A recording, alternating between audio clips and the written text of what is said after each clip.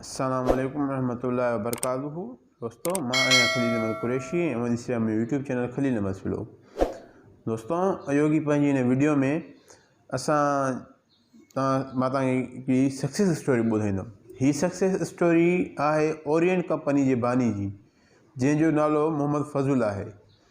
हे जेका स्टोरी आहे इहा काफ़ी हिकिड़ी मुतासिर कंदड़ स्टोरी आहे ऐं हिन में जेको आहे काफ़ी सबक़ु असांखे मिलणो आहे। दोस्तों, जेको मोहम्मद फज़ुल हो, जेको बानी जेको ओरिएंट कंपनी जो, हुनजी पैदाइश लाहौर जे ग़रीब घराणे में थी।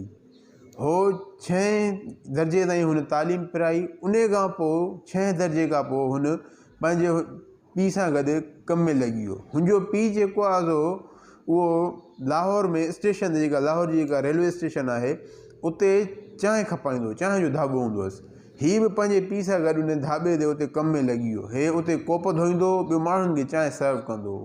तव्हां ईअं सम्झो त हिकिड़ो भेरो तव्हां हुनखे सम्झोसि। वक़्तु गुज़रंदो रहियो। 1960 में 1960 जे ॾहाके में हे बेज़ार थी पियो, छो त माण्हू जी माना उनखे दड़का वग़ैरह ॾींदा हुआसीं, या माना चांहि में वैरायटी आहे त माना उन में कमु न करे सघियो, ऐं हिन कुझु ॿियो करण जो सोचियो। तंहिं टाइम में जेको कैमरा जो फोटोग्राफी जो बिज़नेस उरूज ते हो। हींअर त हर कंहिं वटि कैमरा लॻी पई आहे मोबाइल में, पर तंहिं टाइम में हर कंहिं वटि कोन हूंदी हो। कैमरामैन हूंदा, उहे फ़ोटो कढंदा। त हिन पंहिंजे पीउ खां कुझु पैसा वरिता ऐं जेको आहे सेकेंड हैंड कैमरा वठी लाहौर जे फुटपाथ ते बीह रहियो। हो सॼो ॾींहुं फ़ोटो कढंदो, राति जो अची उन पंहिंजे होटल में ई, पीउ जी होटल में ई उते ई वेही फ़ोटो प्रिंट कंदो, साफ़ु कंदो ऐं माण्हुनि खे ॾींदो।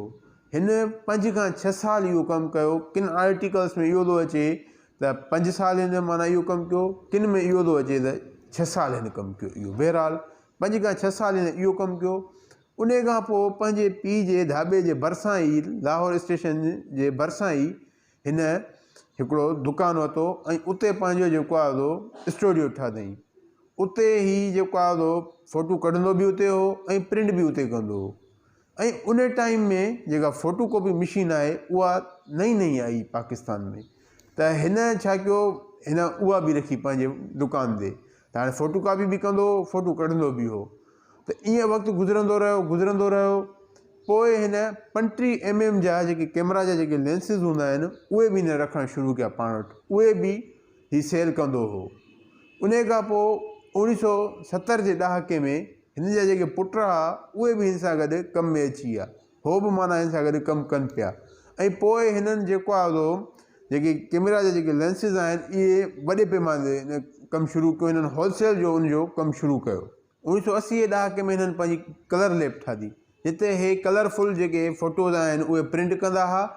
ऐं जेको आहे उन खां पोइ हिननि जेके कैमरा जा जेके लेंसिस थिया या ॿियूं शयूं जेके मिस्टर बुशी कंपनी जूं इम्पोर्ट करणु शुरू कयूं, हो इम्पोर्ट करे हिते खपाईंदा हुआ। ऐं ईअं ई 1995 ताईं ही मिस्टर बुशी कंपनी जा पाकिस्तान में होलसेलर बणिजी विया। हे मिस्टर बुशी जूं शयूं हे ई खपाईंदा हुआ पूरे पाकिस्तान में।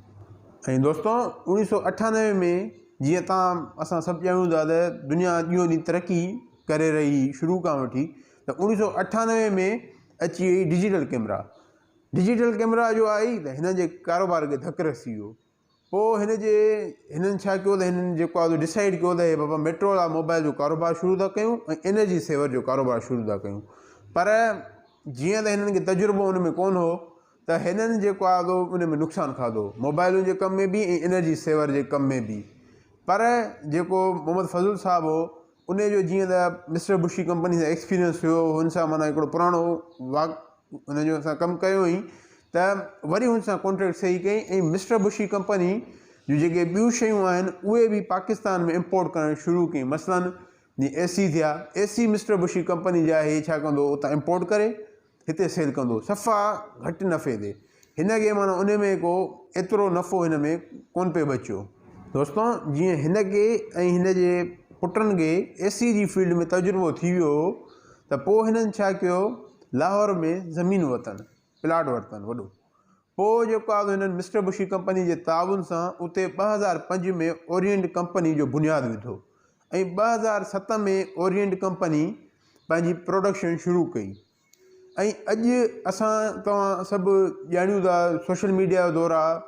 त ओरिएंट कंपनी जेको आहे उहो केॾी मक़बूलियत माणे वई आहे। हुननि जो न सिर्फ़ु अॼुकल्ह AC बल्कि फ्रिज, माइक्रोवेव ओवन ऐं ॿियूं लाताला शयूं जेके बि इलेक्ट्रॉनिक्स सां रिलेटेड आहिनि सभु हुननि जूं मार्केट में अवेलेबल आहिनि।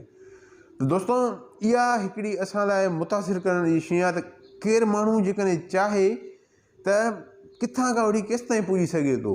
हिकिड़े रेढ़े खां वठी हिकिड़ी कंपनी जे मालिक ताईं जेको सफ़रु आहे इहो कीअं थियो, इन में ज़रूरु मुश्किलातूं आयूं हूंदियूं, ज़रूरु परेशानियूं आयूं हूंदियूं, पर असांखे जेको सबक़ु मिले थो उहो इहो आहे त माण्हू खे गिव अप नाहे करिणो ऐं तकड़ि नाहे करणी। हिमत सां, सब्र सां, सोची सम्झी कमु वठिणो आहे। जेकॾहिं असां हिसाबु कयूं 1960 खां 2007 ताईं त 47 साल थियनि था। 47 सालनि जी मुस्तक़िल जेको आहे उहो हिकिड़ी महिनत खां पोइ अॼु 2021 थो हले त असां ॾिसी सघूं था त हुननि जीअं 2007 में पंहिंजी प्रोडक्ट मार्केट में लॉन्च कई, उन खां पोइ जेको आहे उहो केतिरे थोरे अरसे में उहो कीअं माना मक़बूलियत माणे वई आहे। त असांखे बसि इहो करिणो आहे त असांखे सबक़ु इहो आहे असां लाइ त असां जेकॾहिं कुझु करणु चाहियूं था त अलाह ते तवकल करे महिनत करणु पंहिंजी शुरू कयूं।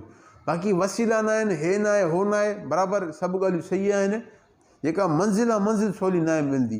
मंज़िल पाइण लाइ कुझु करण लाइ कुझु विञाइणो पवंदो आहे, महिनत करणी पवंदी आहे। सो दोस्तों हीअ हुई मुंहिंजो इहो वीडियो। उमेद त तव्हां मूंखां वधीक हिन स्टोरी मां कुझु सम्झो हूंदो। जेकॾहिं सम्झो आहे त बराए महिरबानी कमेंट में ज़रूरु लिखंदा। वीडियो जेकॾहिं पसंदि त लाइक कंदा ऐं वधि खां वधि हिन खे शेयर कंदा त जीअं असांजा जेके ॿिया दोस्त आहिनि उन्हनि खे बि ख़बर पइजी सघे ऐं थी सघे थो को ॿियो इन मां इंस्पायर थी ऐं उहो बि सुभाणे ईअं वॾी हिकिड़ी इंस्पायर बीहारे वञे। मूंखे इजाज़त ॾिजो। अल्लाह हाफ़िज़। अस्सलाम वालेकुम।